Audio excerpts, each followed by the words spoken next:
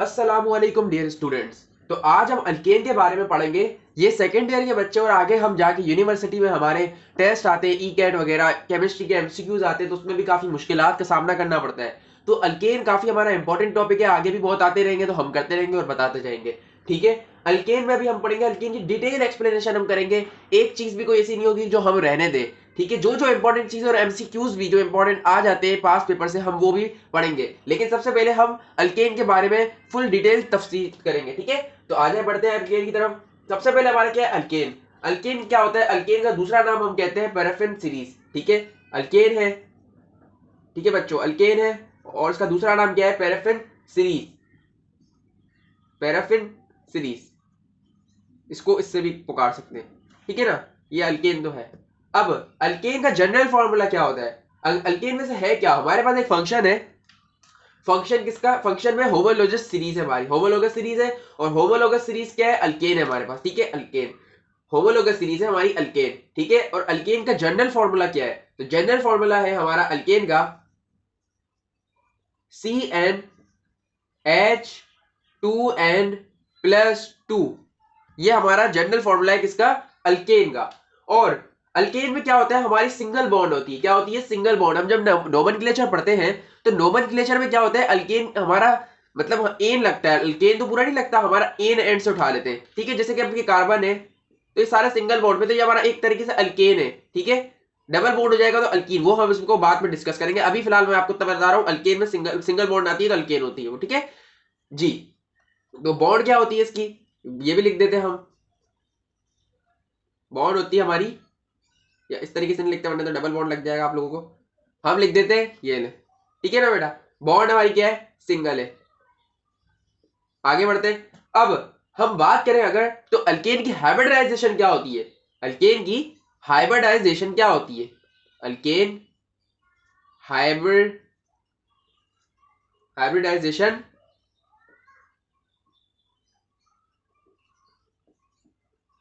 क्या होती है? अब आप बताएं, नहीं पता कोई मसला नहीं है। इसकी हाइब्रिडाइजेशन होती है sp3। क्या होती है? sp3। और sp3 के होने की बिना पर ही इसका शेप क्या बनता है हमारा? टेट्रावेलेंट। क्या? टेट्रावेलेंट। अल्केन हाइब्रिडाइजेशन हमारी क्या है? sp3। और sp3 होने की बिना पर इसका शेप क्या होता है? टेट्रावेलेंट। टेट्रावेलेंट। ठीक है ना बच्चों, तो ये बातें आपको सारी इंपॉर्टेंट याद रखनी है, अपने जहन में रखनी है। और इसका बॉन्ड एंगल क्या होता है? इसका बॉन्ड एंगल होता है 109.5 डिग्री। क्या होता है बॉन्ड एंगल भाई? बॉन्ड एंगल इसका होता है 109.5। 109.5 ये इसका बॉन्ड एंगल है। ठीक है ना बेटा, अब इसमें क्या होता है कि कार्बन कार्बन की बॉन्ड लेंथ भी हमें मालूम होनी चाहिए। कार्बन कार्बन की बॉन्ड लेंथ क्या होती है भाई? तो अभी हम देख लेते हैं। ये कार्बन कार्बन है, ठीक है, इसकी बॉन्ड लेंथ क्या होगी? अब आप बताएं, अगर आपको नहीं पता, जिसने पढ़ी होगी सेकेंडरी की बुक उसको पता होगा वैसे, लेकिन नहीं पता तो कोई इशू की बात नहीं है, अभी हम बता देते हैं। कार्बन कार्बन की बॉन्ड लेंथ अप्रोक्सीमेटली 1.54 एंगस्ट्रॉम होती है। क्या होती है? 1.54 एंगस्ट्रॉम। तो ये क्या, हम मैं शॉर्ट फॉर्म में लिख रहा हूँ, उधर जगह नहीं बचेगी। ठीक है, तो आप समझ जाए, ये बॉन्ड लेंथ लिखा है मैंने। ठीक है ना बेटा, कितनी होती है? 1.54 एंगस्ट्रॉम। 1.54 एंग सॉरी 1.54 एंगस्ट्रॉम। ठीक है ना बेटा, और अगर हम पूछे इसी तरीके से, आपके जहन में एक सवाल आ रहा होगा कि कार्बन कार्बन की बॉन्ड लेंथ अप्रोक्सीमेटली 1.54 एंगस्ट्रॉम होती है, तो कार्बन हाइड्रोजन की भी बॉन्ड पता होनी चाहिए। हाइड्रोजन भी काफी हमारा नोमेनक्लेचर में हाइड्रोजन कार्बन से मिल रहा होता है, तो हमारी बॉन्ड लग रही होती है मतलब, तो उसकी भी बॉन्ड हमें मालूम होनी चाहिए, जो कि वहां पे बताई गई है। क्या? कार्बन हाइड्रोजन की बॉन्ड लेंथ। कार्बन हाइड्रोजन, ठीक है, कार्बन हाइड्रोजन बॉन्ड है और उसकी बॉन्ड लेंथ क्या है? अभी बता देते हैं जी, 1.11 एंगस्ट्रॉम। 1.11 एंगस्ट्रॉम। ठीक है ना बेटा, इतनी बात आपको याद रह गई। और ये आप पहले याद रख ले, अल्केन है हमारा पैराफिन सीरीज का दूसरा नाम है। ठीक है ना बेटा, और जनरल फॉर्मूला क्या होता है अल्केन का? बहुत इंपॉर्टेंट है नोमेनक्लेचर में, आपको ये आपको वैसे याद होना चाहिए। CnH2n+2। ठीक है, एन क्या होता है? Number of carbon atoms, number of carbon atoms. ठीक है, और बॉन्ड क्या होती है इसकी? सिंगल बॉन्ड होती है। अल्कीन की हाइब्रिडाइजेशन क्या होती है? sp3 होती है। sp3 के होने की बिना पर इसका जो शेप होता है वो क्या होता है? टेट्रावेलेंट शेप होता है। ठीक है ना बेटा, आगे भी हमें बहुत बातें मालूम करनी है। बॉन्ड एंगल क्या है हमारा? 109.5।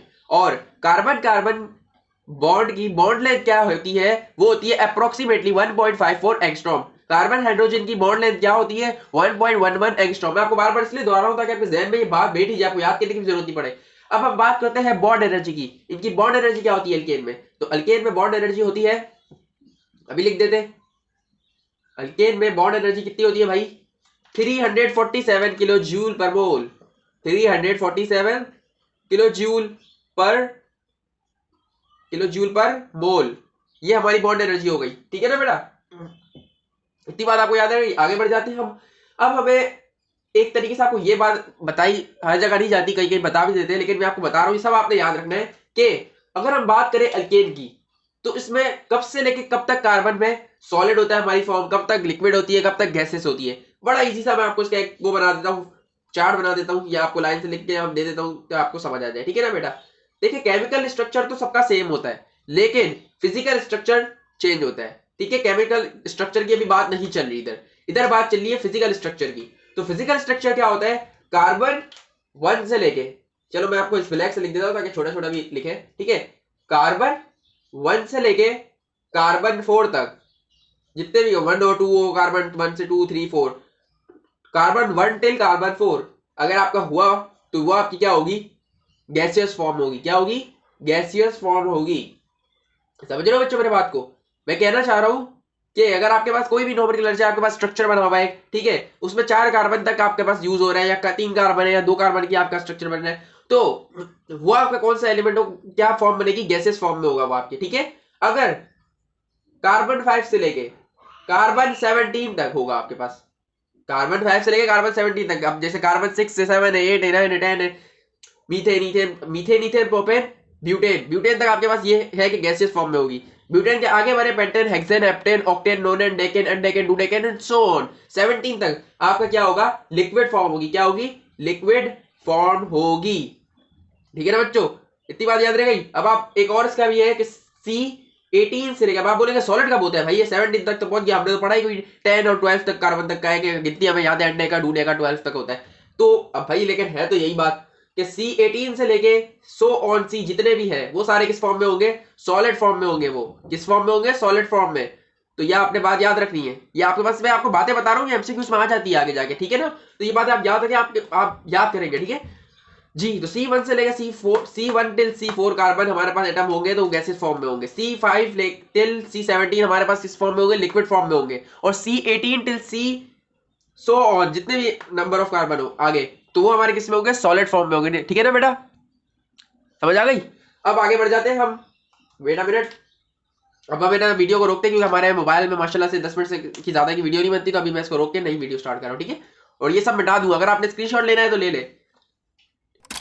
अच्छा बच्चों, तो अब हम आ गए अल्केन के अंदर जो हमारा मीथेन और इथेन होता है। देखिए ये अभी जो मैं आपको बात बता रहा हूँ ना, क्या बता रहा हूँ आपको, जो मैं अभी बात बता रहा हूँ ना, ये आपने ना जहन में बड़े बिठा के रखनी है। बड़ी अच्छी और इंपॉर्टेंट बात बताने जा रहा हूँ, हर जगह नहीं बताई जाती है, आपको पता भी नहीं होगी, अगर होया तो बहुत अच्छी बात है, बहुत ही जबरदस्त बात है। अगर आपको पता है, अगर नहीं पता तो फिर अभी आप समझ ले। देखिए मेल्टिंग पॉइंट, तो पहले हम ये नॉर्मल सी बातें कर लेते हैं। मेल्टिंग पॉइंट और बॉइलिंग पॉइंट का हमें पता होना चाहिए, सिर्फ मीथेन और इथेन का पता कर लें, आगे आपको खुद पता चल जाएगा। मैं आप बड़ी बात नहीं कर रहा, अभी आपको बता देता हूँ। आप आगे बोलेंगे भाई मीथेन ईथेन आप बता रहे हो, आगे कौन बताएगा हमें, नहीं बेटा आप खुद निकालोगे, मैं भी आपको बताता हूँ। मेल्टिंग पॉइंट मीथेन का क्या होता है, ये आपने याद रखना है। मीथेन का मेल्टिंग पॉइंट हमारा होता है -186 degree centigrade, -186 degree centigrade, -186 degree centigrade. एक बार 4 बार इसलिए बोल रहा हूँ कि आपको याद रह जाए। ठीक है, और मीथेन का बॉइलिंग पॉइंट क्या होता है हमारा, मीथेन का बॉइलिंग पॉइंट होता है -161.5 डिग्री सेंटीग्रेड। ये हमारा होता है मेल्टिंग पॉइंट -186 डिग्री सेंटीग्रेड, और बॉइलिंग पॉइंट क्या होता है मीथेन का -161.5 degree centigrade. Methane makes explosive, methane है ना एक्सप्लोसिव चीजें भी बनाता है, जैसे कि हमारे पास एक मिसाल दे देता हूं मैं आपको, एक देता हूं फायर डैम हो गया। ठीक है, फायर डैम, और दूसरी मिसाल ले लें आप माइन गैस। ठीक है ना बेटा, तो ये आपका एक प्लस पॉइंट, आपको नॉलेज में इजाफा कर दिया मैंने। ठीक है, अब बढ़ जाए आप इथेन की तरफ, इथेन की तरफ अभी आप बस सुनते रहे, इथेन की तरफ बढ़े। तो इथेन का मेल्टिंग पॉइंट क्या होता है बेटा हमारा, इथेन का मेल्टिंग पॉइंट होता है -172 डिग्री सेंटीग्रेड, और बॉइलिंग पॉइंट क्या होता है इथेन का, -89 डिग्री सेंटीग्रेड। ठीक है, इथेन मेक्स, इथेन का चलो आपको बता देता हूं, उसका होता है आर्टिफिशियल, इथेन क्या बनाता है, आर्टिफिशियल कैम्फोर बना देता है। ठीक है ना, मैंने आपको एक मिसाल दे दी, ये भी आपकी नॉलेज में इजाफा हो गया। अब आप एक चीज गौर करें इधर, क्या करें, एक चीज गौर करें कि मीथेन से इथेन पे क्या फर्क होता है। मीथेन में कितने कार्बन होते हैं, मतलब एक कार्बन को हम क्या बोलते हैं गिनती में, मीथेन, और दो कार्बन को क्या बोलते हैं, इथेन कहते हैं। इतनी बात आपको पता होगी अगर आपने नोमेनक्लेचर पढ़ा होगा। तो एक चीज देखें, आप आपको एक बात बताता हूं कि हर कार्बन के बढ़ने पर मॉलिक्यूलर जो वेट होता है वो 14 ग्राम इंक्रीज होता है। क्या होता है, 14 ग्राम इंक्रीज होता है हर कार्बन एटम के बढ़ने पर। जैसे कि एक कार्बन था तो उसका 14 हो गया, 14 ग्राम हो गया मॉलिक्यूलर वेट। तो दो कार्बन के कितने हो जाएंगे, 14 14 28 ग्राम हो जाएंगे। ये कहना चाह रहा हूं मैं आपको। तो इथेन में क्या था, वन कार्बन था, तो इसका मेल्टिंग पॉइंट कितना आया, -186 डिग्री सेंटीग्रेड। अगर हम आप कहें कि 14 ग्राम बढ़ रहा है तो 14 टेम्परेचर भी बढ़ेगा, ठीक है, 14 डिग्री सेंटीग्रेड टेम्परेचर भी बढ़ेगा। कैसे, -186 डिग्री सेंटीग्रेड था मीथेन में, जबकि हमारे पास उसमें कार्बन कितने होते हैं, एक। तो इथेन की तरफ अब आ जाए तो दो कार्बन है, तो इधर क्या होना चाहिए, 14 ग्राम बढ़ना चाहिए, और 14 ग्राम बढ़ रहा है तो उसकी बिना पर 14 डिग्री सेंटीग्रेड टेम्परेचर भी बढ़ रहा है। तो -186 डिग्री सेंटीग्रेड से -172 डिग्री सेंटीग्रेड आया या नहीं आया, -186 डिग्री सेंटीग्रेड में 14 ग्राम, मतलब 14 डिग्री सेंटीग्रेड टेम्परेचर बढ़ा या नहीं बढ़ा, बिल्कुल बढ़ा। -186 में आप 14 ऐड करो तो कितना होगा, -186 में 14 ऐड करो तो -172 ही आएगा मेरा भाई। अगर आपको मेरे यकीन नहीं, आप कैलकुलेटर पे कर ले। अगर आपकी मैथ कमजोर है, अगर आपकी मैथ यूं है तो आप यूं करके बोलोगे हाँ ये तो बिल्कुल सही है, ठीक है ना। इसी तरीके से आप 14 14 ऐड कर, तीन कार्बन पे क्या बोलते हैं, प्रोपेन को क्या बोलते हैं, मीथेन, ईथेन के बाद क्या आता है, प्रोपेन आता है। प्रोपेन में कितने कार्बन होते हैं, तीन कार्बन होते हैं। तो दो कार्बन से आप तीन कार्बन पे जाओगे, उसमें आप 14 और ऐड कर दो टेम्परेचर, तो इसका क्या आंसर आ जाएगा, -172 के अंदर। अगर हम आपको कहें, क्या कहें भाई, -172 के अंदर अगर हम आपको कहें कि भाई इसके अंदर आप और 14 ऐड कर दो तो कितना आ जाएगा, -158 डिग्री सेंटीग्रेड आएगा या नहीं आएगा, आएगा। ऐसे 100 ऑन आप करते रहो आगे, अगर आपको जरूरत है, वैसे जरूरत नहीं पड़ती, मीथेन ईथेन ही ज्यादातर पूछा जाता है इन बारे में, इन चीजों में, ठीक है ना। बिल्कुल आपको नॉलेज में इजाफा करना है, 14 14 ऐड करोगे। आपको एक मेरी चीज बताइए, क्या हर कार्बन के अंदर आप 14 ऐड करोगे, 14 ऐड करोगे तो क्या होगा बेटा, क्या होगा, आपका ये टेम्परेचर भी 14 ऐड होता रहता है, ठीक है, 14 ग्राम,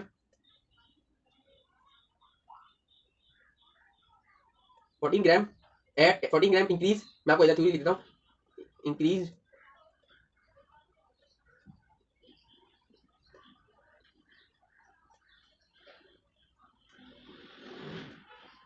ये मैंने आपको शॉर्ट फॉर्म में लिख दिया बेटा, वैसे इसका कोई आपको लिखना जरूरी नहीं है, मैंने आपको सिर्फ एक लाइन लिख दी कि आपके जहन में आ जाए कि मैं क्या कहना चाह रहा हूँ। या एक कार्बन था, ठीक है, इसके अंदर आपने एक कार्बन और ऐड कर दिया, 2 कार्बन हो गए, तो यहाँ 14 14 कितना हो जाएगा, मॉलिक्यूलर वेट 28 ग्राम हो जाएगा, ठीक है। आपको एक बात बताइए, ये आपको नहीं बताता, ज्यादातर लोग नहीं बताते ये बात, ठीक है ना बेटा। तो इतनी बात आपको पता चल गई। अब आ जाए, अब आपको मैं अगर एक बात बताऊं कि, क्या बताऊं, ये जो हमारी इथेन गैस है ना, नेचुरल गैस में इथेन हमारा सेकंड बिगेस्ट पार्ट है, सेकंड बिगेस्ट पार्ट है हमारा, मतलब ये सेकंड वो है नेचुरल गैस है, बड़ी है, जो दूसरे नंबर पर आती है, जो पाई जाती है 4 to 5%, ठीक है। कितनी पाई जाती है ये, 4 to 5% पाई जाती है, 4% टिल 5% पाई जाती है ये इथेन गैस, ठीक है ना बेटा। मीथेन जो है ना, ये हमारी फर्स्ट बिगेस्ट है, फर्स्ट बिगेस्ट नेचुरल गैस है, और ये हमारी कितनी पाई जाती है, ये हमारी पाई जाती है 90 कुछ अपनी, क्या होता है अपना, मेरे जहन में नहीं आ रहा वो बात, 98 कुछ 99 ये हमारी पाई जाती है, ठीक है ना बेटा। तो अभी हम बढ़ जाते क्या, किसकी तरफ बढ़ जाए हम, आगे और चीजों की तरफ बढ़ते हैं हम जी। वैसे मेरे को जहां तक याद आ रहा है ना, 94% पाई जाती है, आप गूगल करके देख सकते हैं। नहीं नहीं 94 ही सही था, मेरे जहन में आ गया, ये 94 ही था, ठीक है। 94% पाई जाती है फर्स्ट बिगेस्ट हमारी ये जो होती है मीथेन गैस से, ठीक है ना, नेचुरल गैस में पाई जाती है। इतनी बात आपके जहन में बैठ गई, आप इसका स्क्रीनशॉट ले सकते हैं, ये ले ले ले स्क्रीनशॉट।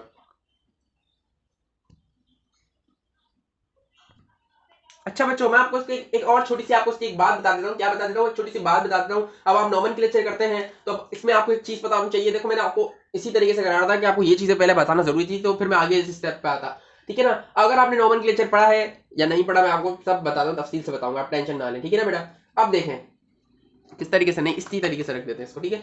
अब हमारे पास एक स्ट्रक्चर दिया हुआ है, carbon carbon carbon carbon carbon, और एक और लगा दे कार्बन, ठीक है। कितने कार्बन है, 1 2 3 4 5, 5 कार्बन से। अब इससे आपसे ना पूछ लेते हैं, अक्सर एमसीक्यूज में पूछ लेते हैं ई-कैट वगैरह में, कि भाई इसका मेल्टिंग पॉइंट बताओ, कि किसका मेल्टिंग पॉइंट ज्यादा होता है, कि किसका मेल्टिंग पॉइंट कम होता है, अलग अलग तरीके से पूछते रहते हैं। मैं आपको एक ही चीज में, आपको दो चीजों में आपको सब बता देता हूँ क्या होता है, ठीक है। एक नोट आप अपने जहन में रख लेना, आपको सब याद आ जाएगा।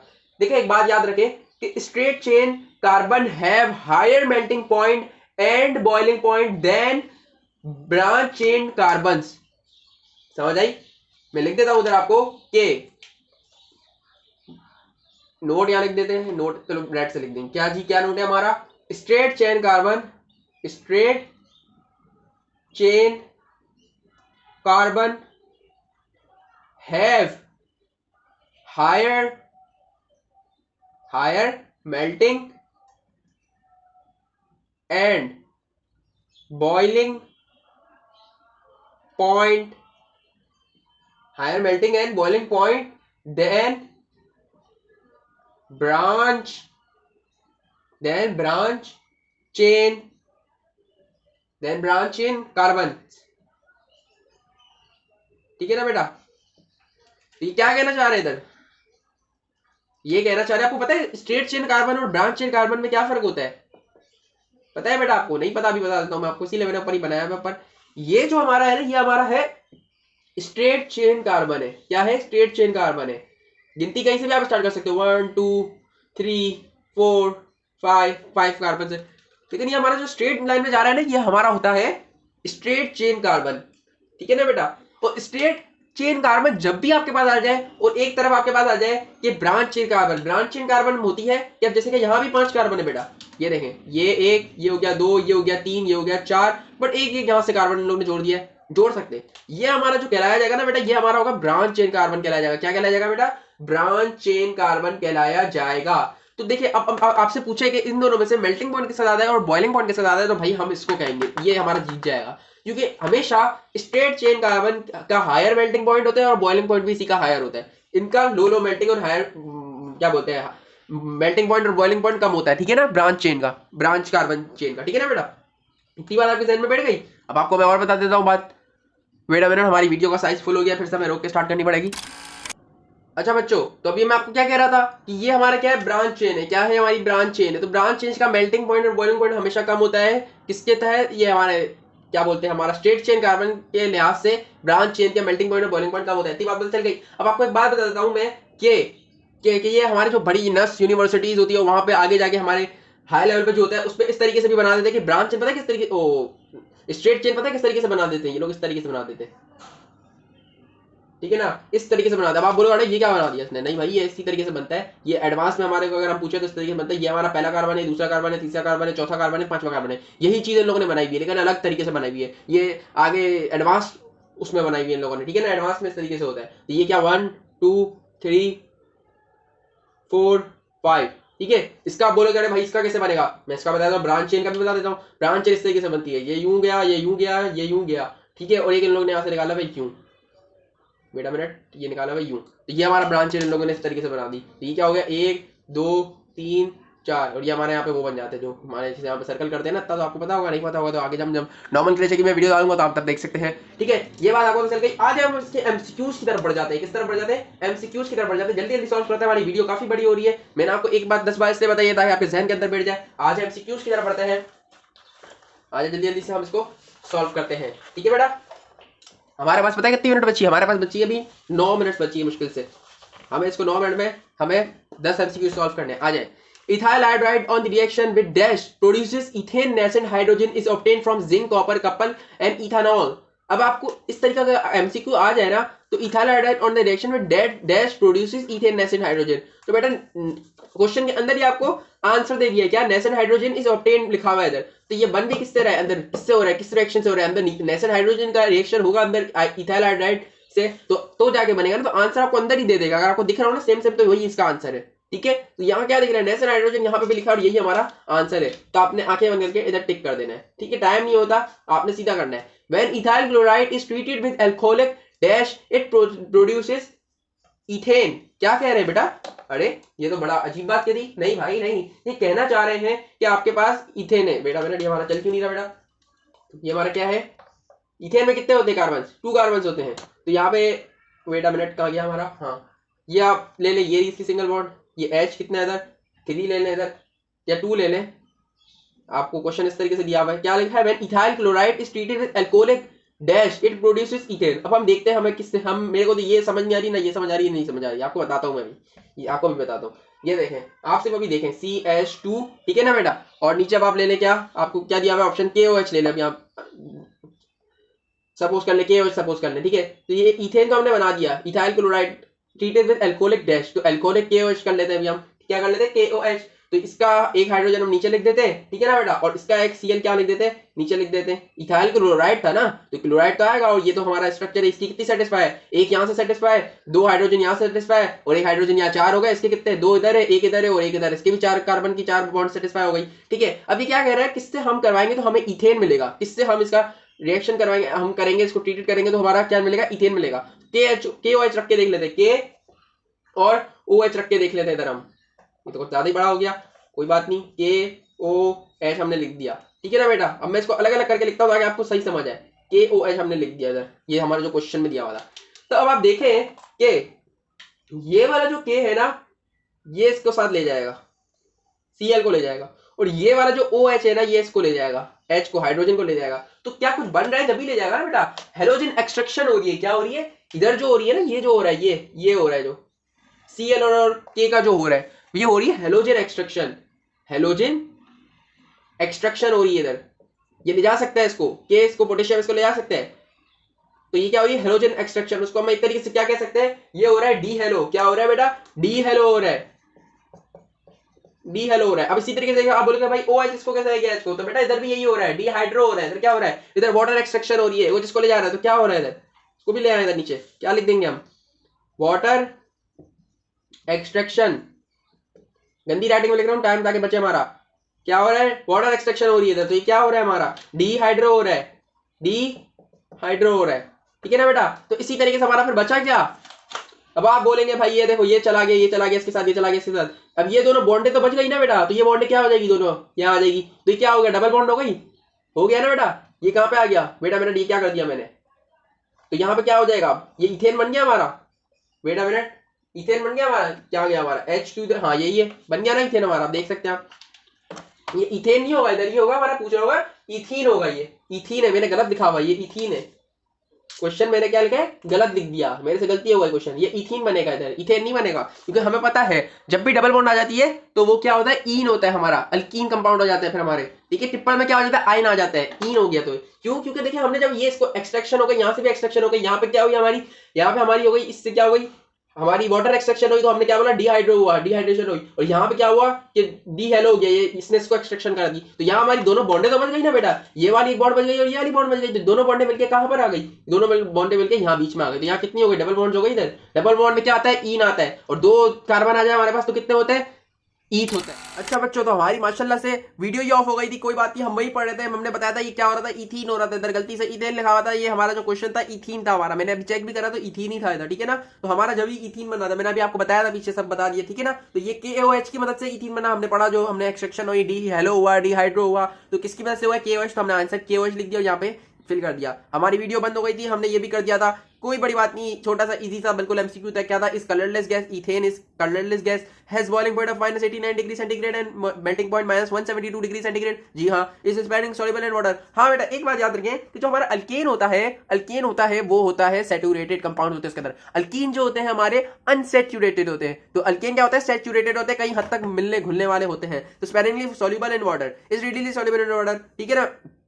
तो हमने इसका आंसर क्या लिख दिया, ऑल ऑफ दीस। एक एक तो कर नहीं सकते थे, ऑल ऑफ दीस हमने इसको कर दिया, यही इसका आंसर है, ठीक है। आगे बढ़ जाते हैं, हमारे पास ये अच्छे खासे MCQs आ गए, इजी इजी से। आपने एक याद रखनी है बात, मैं भी बता देता हूं आपको। मैंने आपको अभी थोड़ी देर पहले बताया था कि हर कार्बन के बनने पे 14 ग्राम टेम्परेचर बढ़ता है, तो क्या बढ़ता है, मेल्टिंग पॉइंट, बॉइलिंग पॉइंट सब बढ़ रहा होता है। आपको मैंने बताया था या नहीं बताया था, बताया था ना बेटा मैंने। आ जाओ, आपको मैं वापस बता देता हूँ, एक खुलासा वो कलाम कर देता हूँ, क्या कि भाई in homologous series chemical properties is same but physical properties is changes. ये सारी बातें पीछे कह दी थी, टॉप टू बॉटम। क्या टॉप टू बॉटम जाते हुए 1 कार्बन से लेके 10 कार्बन तक जाते हुए या 12 कार्बन तक जाते हुए नीचे आ रहा है, टॉप टू बॉटम हो रहा है। तो हर कार्बन के बढ़ने पे 14 ग्राम बढ़ेगा। तो यहाँ पे आपको लिख के दिखा देता हूँ आपको सही से मैं, CH2 ठीक है प्लस 14 ग्राम, ठीक है ना बेटा, ऑन ईच कार्बन। ये बात तो एक तरफ हो गई, ठीक है ना बेटा। When number of carbon atom increases then molecular weight and also increases, ठीक है। अब आपको मैं बता रहा हूँ वापस, चलो ये बात वापस नहीं लिखता मैं। अब आपको एक इंपॉर्टेंट, आपने एक फॉर्मूला अपने जहन के अंदर बिठा के ठुसा के जो करके भी रखना है। क्या करना है, रखना है। फॉर्मूला क्या है हमारा, मैं यहाँ लिख देता हूँ, इंपॉर्टेंट फॉर्मूला बेटा। क्या इंपॉर्टेंट फॉर्मूला,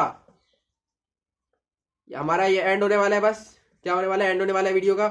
इंपॉर्टेंट फॉर्मूला हमारा क्या है बेटा, इंपॉर्टेंट फॉर्मूला हमारा है वेट अ मिनट, हाँ जी, फॉर्मूला ये है कि नंबर ऑफ कार्बन एटम बढ़ते हैं तो हमें पता, आपको मैंने अभी बताया था थोड़ी देर पहले, 10 बार बता चुका हूं कि मॉलिक्यूलर वेट बढ़ता है। क्या बढ़ता है? मॉलिक्यूलर वेट बढ़ जाता है। मॉलिक्यूलर वेट बढ़ता है तो क्या बढ़ता है? बॉइलिंग पॉइंट भी बढ़ता है, आपको मैंने बताया था। बॉइलिंग पॉइंट बढ़ता है तो क्या बढ़ता है? मेल्टिंग पॉइंट भी बढ़ता है, मैंने जो भी आपको बताया था। मेल्टिंग पॉइंट बढ़ता है ना तो बेटा डेंसिटी भी बढ़ती है उसकी। क्या बढ़ती है? डेंसिटी बढ़ती है, ठीक है। और अगर डेंसिटी बढ़ती है तो बेटा सॉल्युबिलिटी इन वाटर कम हो जाता है। सॉल्युबिलिटी इन वाटर क्या हो जाता है? कम हो जाता है। सॉल्युबिलिटी ऑफ वाटर कम हो जाती है, ठीक है। ये आपने जहन में रख लें आप, ये आपने अपने जहन के अंदर बात रखनी है। Number of carbon atom increase, molecular weight increase, molecular weight increase, boiling point increase, boiling point increases, melting point increases, melting point increases, density increases बेटा। और अगर डेंसिटी इंक्रीज हुई तो बेटा सॉल्युबिलिटी ऑफ वाटर डिक्रीजेस होती है। तो जितनी ज्यादा सॉल्युबिलिटी ऑफ वाटर होगी उतना ही कम मॉलिक्यूलर वेट, बॉइलिंग पॉइंट और मेल्टिंग पॉइंट हो जाएगा, और डेंसिटी भी इसकी कम होगी जितना ज्यादा सॉल्युबिलिटी ऑफ वाटर होगा। अब ये आपको इस तरीके से क्वेश्चन पूछते हैं कि which compound has the highest melting point, तो अब आप बोलेंगे कि भाई which compound has the highest melting point, तो हमने बताया था टॉप टू बॉटम जाता है। क्या जाता है? Top to bottom. तो हम इसको कहें एक तरीके से, ये लिखा हुआ है सी, wait a minute, CH4 methane, ethane का क्या होता है? CH6, C3H8, C4H10, C5 sorry H10, C5H12, ठीक है। मीथेन, इथेन, प्रोपेन, ब्यूटेन, और ये क्या है? पेंटेन, और ये क्या है? प्रोपेन था ये, ठीक है ना बेटा। टॉप टू बॉटम जाता है। क्या जाता है? टॉप टू बॉटम हो रहा होता है सारा काम। तो क्या होगा? Which compound has the highest melting point, मैंने क्या बताया था?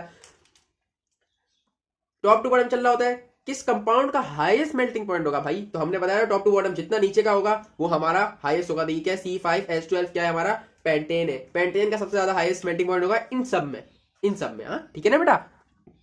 आगे बढ़ जाओ, which compound has the highest density. अब हमने बताया टॉप टू बॉटम जा रहा होता है तो हाईएस्ट डेंसिटी भी किसकी ज्यादा होगी? पेंटेन की होगी। इधर पेंटेन ही जाओगे सबसे ज्यादा। Which compound has the highest molecular weight, molecular weight भी सबसे ज्यादा किसका होगा भाई? C5H12 का होगा, क्योंकि टॉप टू बॉटम चल रहा होता है। सबसे ज्यादा एंड में ज्यादा बड़ा, ज्यादा कार्बन जिसमें होते हैं वही उसका हाईएस्ट मॉलिक्यूलर वेट होता है। Which compound has the highest solubility, solubility किसमें हाईएस्ट होती है? अब ये नहीं बोल देना बेटा इधर पेंटेन है, क्या पेंटेन नहीं बोल देना इधर, क्यों भाई?